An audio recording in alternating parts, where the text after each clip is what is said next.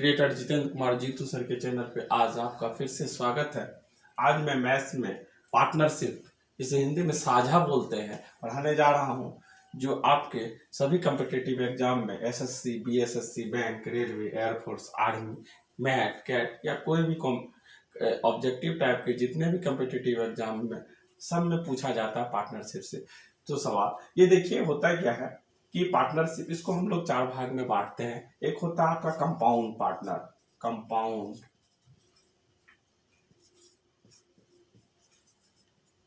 Partnership, compound partnership जो कि अलग अलग पैसे अलग अलग समय के लिए लगाता है और अपने हिस्से का अलग अलग भाग आपस में बांट लेता है, उसको बोलते हैं कंपाउंड पार्टनरशिप।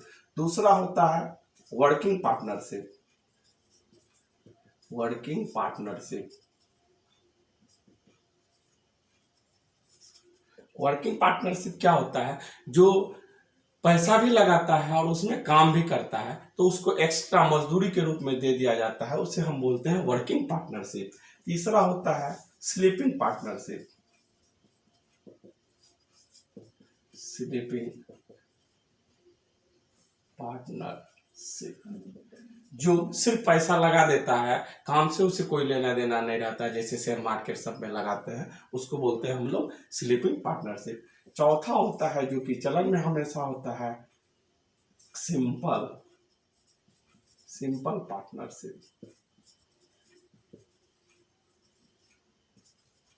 जो कि अलग बराबर बराबर पैसा बराबर बराबर समय के लिए लगाता है और अपने हिस्से का बराबर बराबर हिस्सा आपस में बांट लेता है, उसको बोलते हैं सिंपल पार्टनरशिप।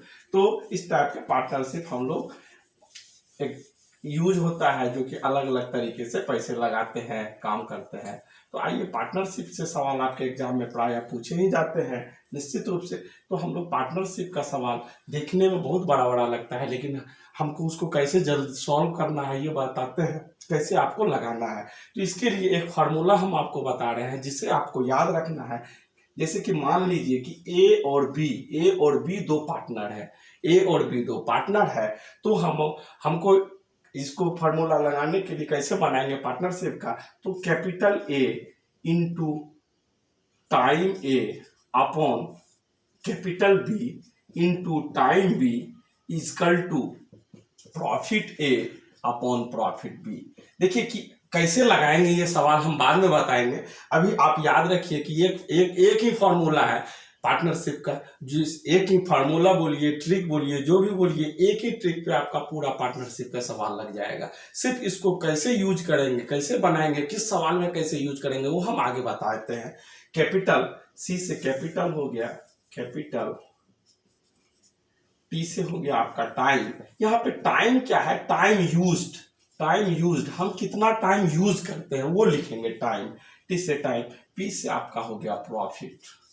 यानी कि आपको एक फार्मूला याद रखना है, सिर्फ ए और बी अगर पार्टनर है तो capital A into time A upon capital B into time B equal to profit A upon profit B, जहाँ की टी आपको सूचित करता है कि टाइम यूज, कितना टाइम हमने यूज किया। अब आइए कि हम अगला सवाल लगाते हैं कि ऐसे सवाल आपके एग्जाम में कैसे आप सॉल्व करेंगे, जल्द से जल्द सॉल्व करेंगे। आपको हम पहले भी बताए थे कि हम चैप्टर वाइज अपने चैनल पे बता रहे हैं। मेरे चैनल पे जाइएगा, उसके प्लेलिस्ट में जाइएगा, देखिएगा मैथ्स और रीजनिंग के चैप्टर वाइज सवाल हम बताए हुए हैं। सवाल को एक बार जरूर जाके सबको बनाइएगा, क्योंकि एक दूसरे से रिलेशन बना हुआ रहता है, जिससे कि समझने में दिक्कत ना आए। अगर दिखने में दिक्कत हो तो स्क्रीनशॉट ले लीजिए, वीडियो को बार बार देखिए, कॉपी में नोट कीजिए और एक सवाल को कम से कम 10 बार बनाइएगा, तभी आप एग्जाम में सही रूप से जल्द बना पाइएगा। और अगर चैनल पर मेरे नए हैं तो निश्चित रूप से मेरे चैनल को सब्सक्राइब कर लीजिएगा। आइए सवाल देखते हैं।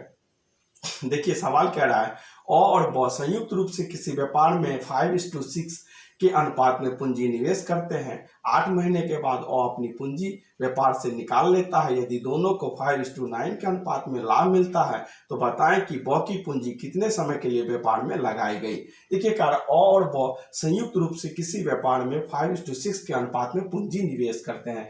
5:6 के अनुपात में पूंजी निवेश करते हैं, यानी कि कैपिटल ए का अगर कैपिटल 5 है तो बी का कैपिटल कैपिटल 6 है। हम आपको बताएं कि capital A into time A upon capital B into time B equal to profit A upon profit B.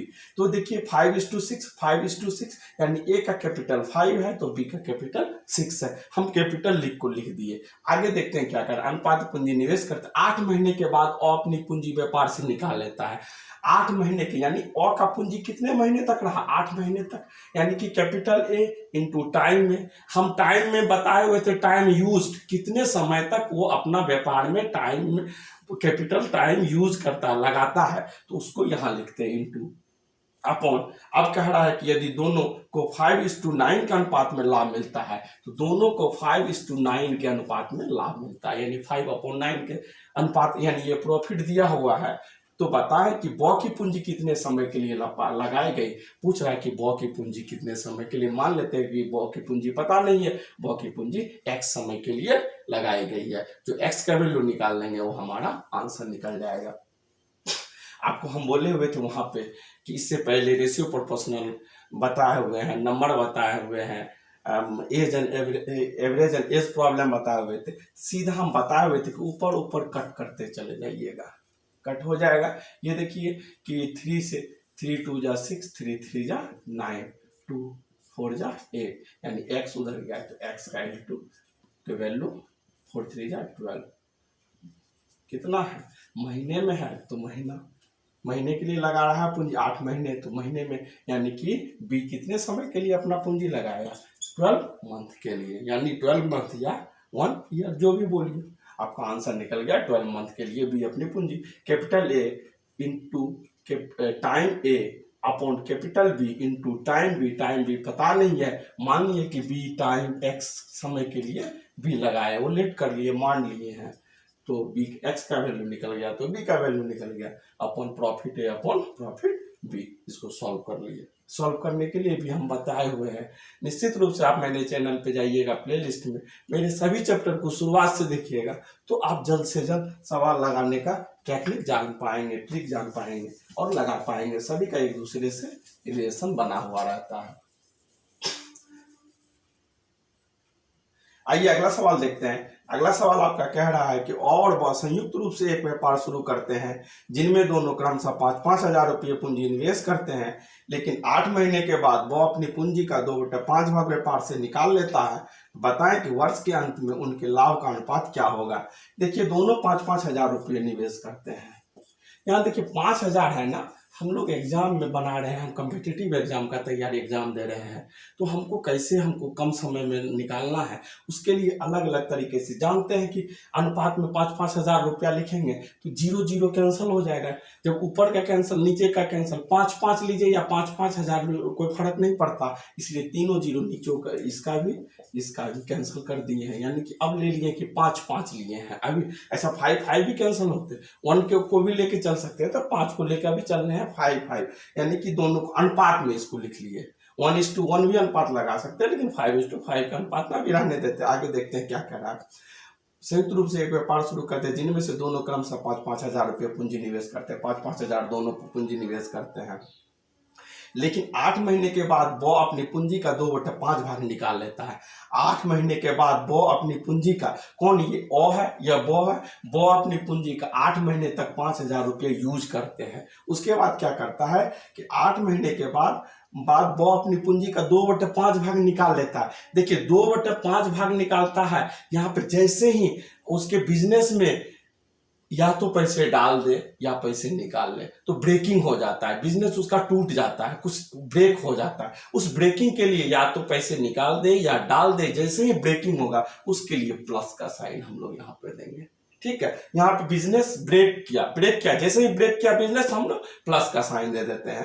तो अब देखते हैं, अपनी पूंजी का 2/5 भाग निकालता है। उसकी पूंजी है कितना? 5,000 या 5 जो भी बोलिए, इसका 2/5 भाग निकालता है, यानी कि 2,000 रुपया निकालता है। 2/5 भाग निकालता है, 2,000 रुपया निकाल लेता है, निकालता है 2/5 भाग। यानी ऐसे भी 2/5 जब बोलते हैं ना हम बताए हुए थे इससे पहले फ्रैक्शन में बताया तो 2/5 जैसे बोलते हैं ना, ये टोटल भाग नीचे जो होता है टोटल होता है। टोटल का 2, यानी टोटल अगर आपके पास 5 रुपए है ना, उसका 2 रुपए निकाल लेता है, यानी उसके पास बचता कितना है 3 रुपए। टोटल 5,000 है, उसका 2/5 भाग यानी कि 2,000 रुपया निकाल लिया, बचा कितना उसका 3,000, यानी हम लोग बचा 3,000, 3,000 को हम लोग जीरो हटा के हमेशा लिखते आ रहे हैं, तो यानी कि 3 लिख लिए। अब देखिए कारा, लेकिन 8 महीने के बाद वो अपनी पूंजी का 2/5 भाग व्यापार से निकाल लेता है। बताए कि वर्ष के अंत में उनके लाभ का अनुपात क्या होगा। वर्ष के अंत में, यानी कि 1 साल का बिजनेस है, 1 साल का बिजनेस है, 1 साल का बिजनेस है, 8 महीने के लिए ये 5,000 लगाता है, 3 बचा कितना 4 महीना, टोटल 1 साल का, यानी कि वो 1 वर्ष मतलब 12 मंथ में 8 मंथ पहले लगाया है, यानी 8/4 यानी 4, बचा हुआ 4 मंथ। और ये जो है ना अपनी पूंजी निकालता है ना डालता है, यानी टोटल 12 महीने के लिए लगाता है। तो पूछ रहा है कि उनके लाभ का अनुपात क्या होगा, तो उसका तो आपको पता है कि capital A into time A upon capital B into time B equal to profit A upon profit B. इसको सॉल्व कर लेंगे, निकल जाएगा, यानी कि 60 अपॉन हो जाएगा 40 प्लस 12, 60 अपॉन 52,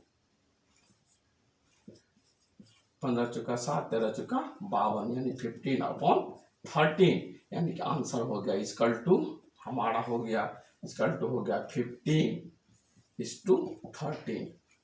आंसर किस अनुपात में पैसे लगाते हैं। देखिए फिर से एक बार देख लीजिए।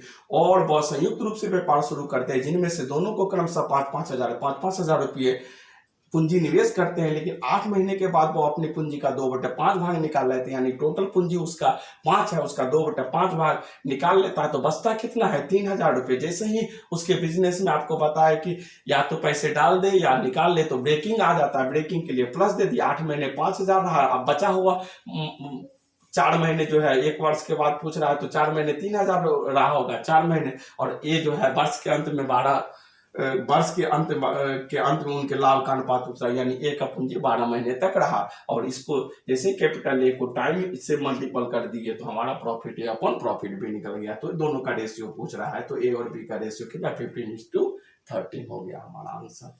आज बस इतना ही। अगर मेरे चैनल से सीखने को मिले तो जरूर मेरे चैनल को सब्सक्राइब कीजिएगा, लाइक कीजिएगा, एक प्यारा सा मैसेज कर दीजिएगा, और कोई प्रॉब्लम हो तो कमेंट के द्वारा जरूर बताइएगा। Okay bye.